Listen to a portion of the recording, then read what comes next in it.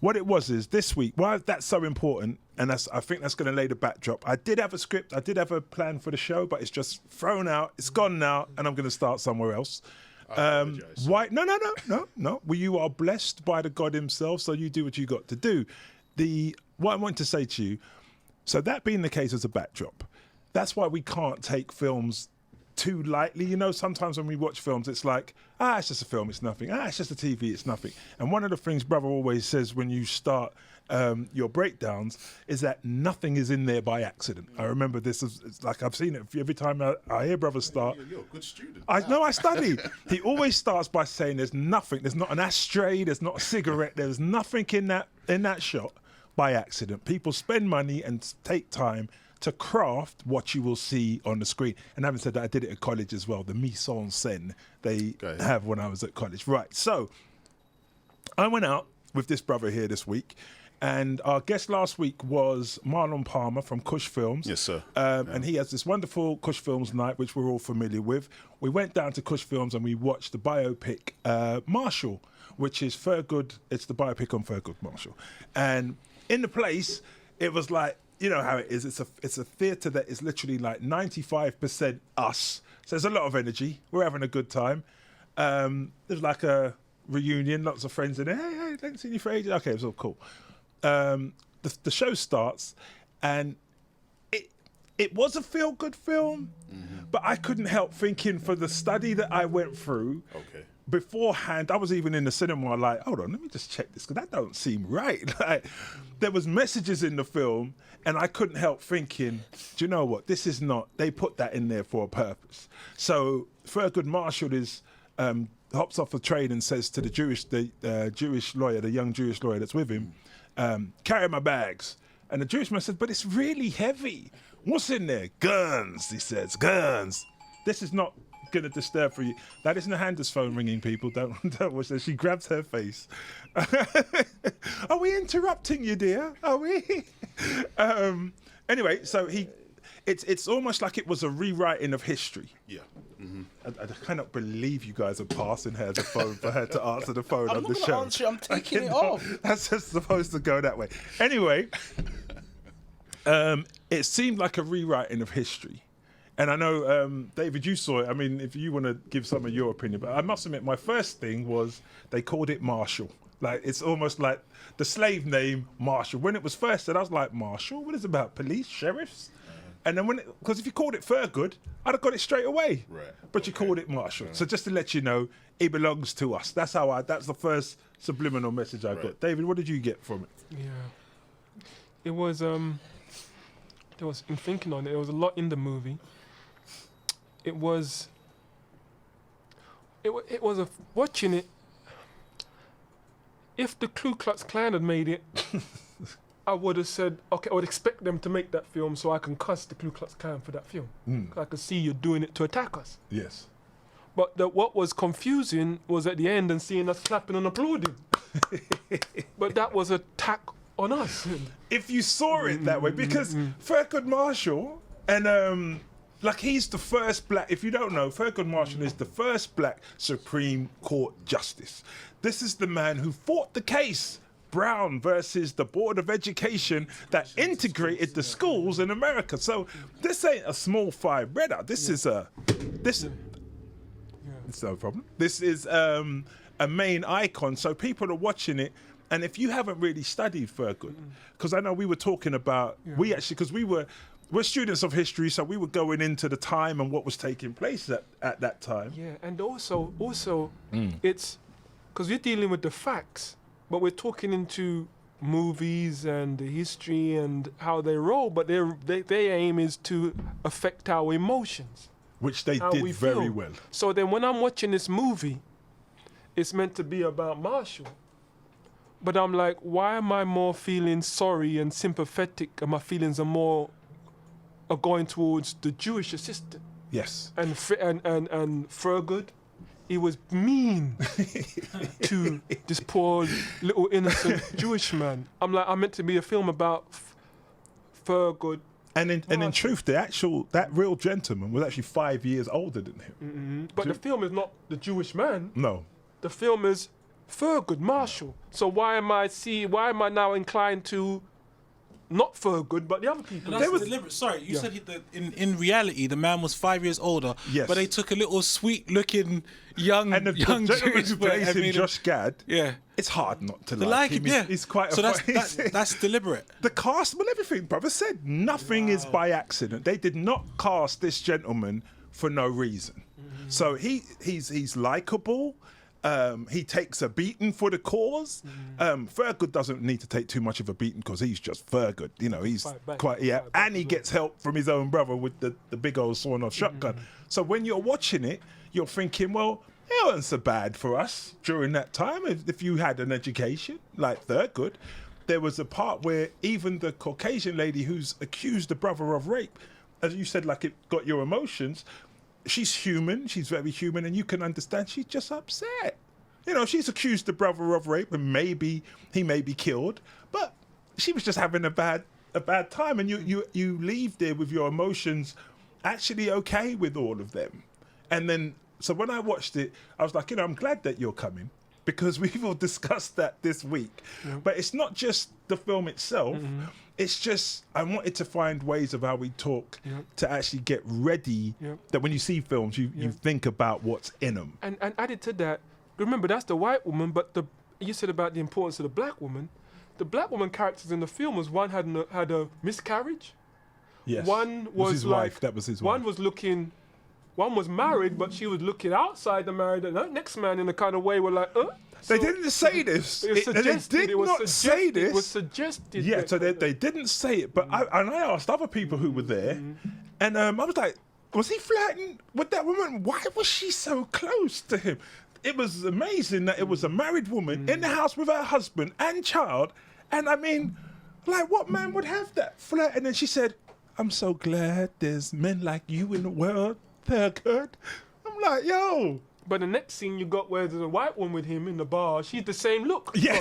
But she's gone far touching his hand. Yes. So I'm like, they're saying it. They're saying it. They're saying it was that. Yes, and I've always found, I don't know how you all feel, but I've always found, no, actually, you just said it. Brother Hakim just said it. It's like, it's happening and they're talking about historical things, but it just gave me a feel like they rewrote history because there's something they want to say today, right now. And what they wanted to say today, as you all are taking a knee and finding your blackness, even Lisa Bonet's child has come out and said recently she's feeling more attached to her black roots and she's getting an understanding. Mr. Kravitz has sat her down and told her what's happening. Now they're saying, okay, how do we get back this integration? How do we get you to want to be a part of us? And Thurgood Marshall, as a historical figure, if you don't know, is I don't want to say it on air now. That's too mean if I call him a rabid integrationalist. But he's a very strong advocate. Thank you. There was the words. Well done, son. A strong advocate for integration. So much so, if you study the history, he was actually against every major figure of our time who stood for our freedom, justice, and equality. He actually said the Nation of Islam is thinged by thugs and. That's right. Okay, right. It's right. So when I'm looking at it, and they've put this figure forward as a beacon of integrationism, when we left, the people, I mean, myself and Brother David kind of was like, not feeling this, but around us, happiness was all abound. Everybody had a great time. We've enjoyed this film, and you know there was cheers. There was real Cheers, clapping, loud cheers. clapping and cheers at the Do end. you know what I think it is as well? Sometimes it's like, because I think maybe we have to get into this in terms of what to actually look for. But a lot of time when we go to cinema, we just think it's entertainment. So if the production values are good, if the story goes up and down and they can engage emotions, then as far as we're concerned, hey, I just saw a good movie. It did all that.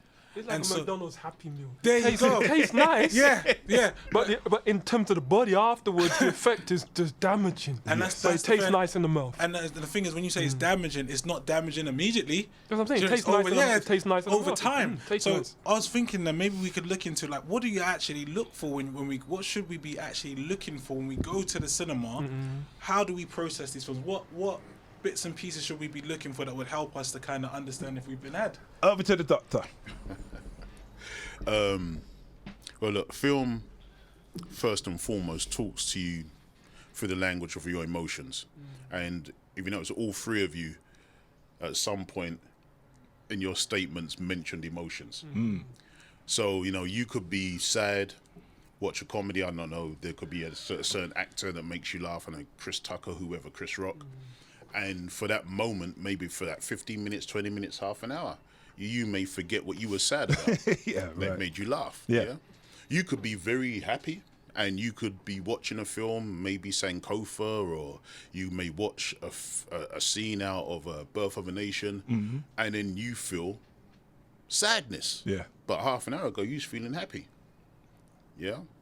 You could be very confident, very self-assured, but put you in a darkened room, put a horror film on, and maybe for that 60 seconds or 120 seconds Or 120 minutes. No, seconds. Okay, seconds. go. For that 60 seconds or 120 seconds of a certain scene, Yes. you jump Oh, gotcha. and you feel a sense of fright because it's talking to you for the levels of your emotions.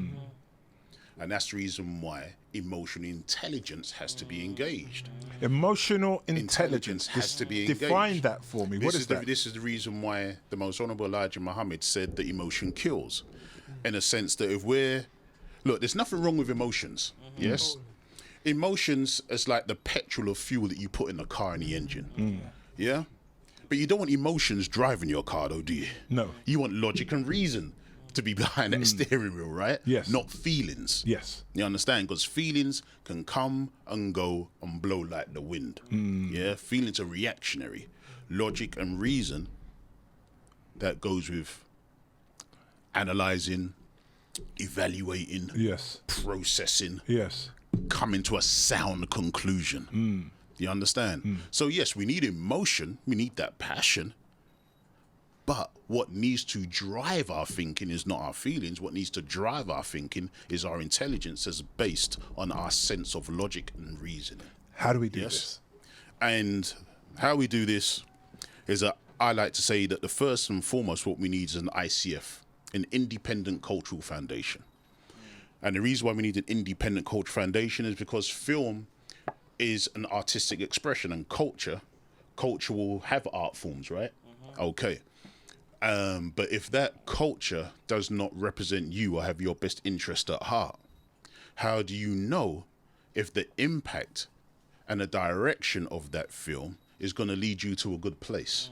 So that's the reason why you need an independent culture, and you need that as your foundation. Does it make sense so far? So this would have been then, I guess, why we looked at that film and we were one way, because we had an independent cultural foundation of the Could teachings be. of the Honourable Elijah be. Muhammad. So we It sat could be. there and saw that differently. Trev. One of the things that just came to mind, was I remember when the Rush Hour films came out, and I can't remember whether it was Rush Hour 2 or Rush Hour 3, but in China, they weren't promoting it over there because as far as they were concerned, they weren't happy with the way that their culture... They were represented. And I thought they were I mean, in comparison to us, I thought they were killing it. I thought they were doing well. They actually had to apologise. Right, but they weren't happy with their representation, and so it was literally like stopped at the door. But I guess we don't necessarily have those kind of barriers. Or China have been through something that allows them to have a true independent cultural They had a foundation. cultural revolution. Yeah, they had a And cultural Mao, revolution. I remember Mao. Also added to that, Okay. you mostly know more on this, but after 9/11 or before 9/11, there was a lot of the movies was destructive movies, things blow up in America. But see, this is what I was After gonna- 9 this is what I was gonna touch on before, you're gonna but- go into it? You go- you do it, you do it. yeah. But you see, with an ICF, then I say that what you then need to use your ICF, your Independent Culture Foundation, for, is to develop a model. And that model I like to call the 3 C's. So this is now going to be your analytical model that comes from you. Once you've now formulated an Independent Culture Foundation, you now formulate a model of tools that can be used, your 3 C's. Cognitive, celluloid, conceptualization. Wow. Yeah, so I don't want to throw the listening audience. This ain't Brother Hakim trying to sound. But cognitive, that just means the process of thinking and understanding, using your knowledge, your accumulated and acquired knowledge. It means using all of your life experience and using all of your senses. Because you know we live in a world, we live in a society that likes to say we've got 5 senses, right? Sight, sound, taste, but We've got more than that. There's also the sense of motion. I used one earlier. I said the sense of logic. See, we've got more than 5. They like to restrict you to 5, and if you can only be restricted to 5, that means you may not be comprehending reality the way Sort of it like should on be. the animalistic level. And if someone else is comprehending your reality for you, where are they directing you? And it's no accident that the person that's in charge of the creative, artistic process of the project is called a director. And you've got to remember, a director is like an airline pilot, right? They take you on a journey because a film tells a story, and a story has a beginning, a middle, and an end.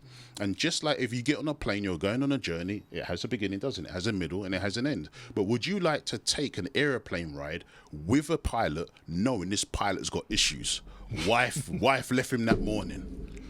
Bank foreclosed on his yard. There was a plane like that a little while ago, wasn't there? You understand? It didn't make it. Now imagine if those passengers, was it Sweden? I can't remember, where was it? Sweden? It was flying I from. can't remember. But I remember he had a bad time with his wife, that and he was dude, upset. he flew that plane into the mountains, right? Right, now imagine if you had insight to that person's emotional state, to their baggage and their issues. Are you going to get on a plane with them? No, because you want your journey to end safely. You want to reach your destination safely. Directors also have baggage of issues. Now, you may be partaking in something I like to call a unified ego of this one person that's very damaged. And if you allow them to direct your emotional well-being, because that's where you're thinking, that's where you're coming from, that's how you're viewing the film, then they're taking you on their journey, not your journey. And But their that's journey the joy and of their, film. their destination may not have your best interest Right, at heart. but that's so what that's the most reason of why us- you need the 3 C's, like I call it, cognitive, celluloid, conceptualization. Right. They're the tools that you need. Celluloid just means just looking at film, but I like using that term because it comes from the same etymological root as cell. So I like to look at film from the smallest component that makes up the whole, and the whole that makes up the smallest component. Right. Because now you're dealing with it holistically. Okay, but what you just said though, like for many, the whole thing of like suspension of suspension of disbelief, because you know it's not real, and then you go there to be taken upon a ride, and this is why I'm saying I'm worried about the Black Panther, because I know that brother, part of me wants to be taken on that brother, ride. You see, you say you know it's not real, but then remember, Thurgood Marshall is a fictional film. It's not a documentary. That's so right. we can't expect it to have factual accounts. But we then- suspend that disbelief to then- go there and watch that film and then- take it like it was a But are we- historical but reality. See, I would kind of jump that around. It's not that we suspend disbelief. I would say we take on disbelief because we're suspending reality. Because you think about Okay, I got to think. So you got to flip the script on that one, brother. I got to think.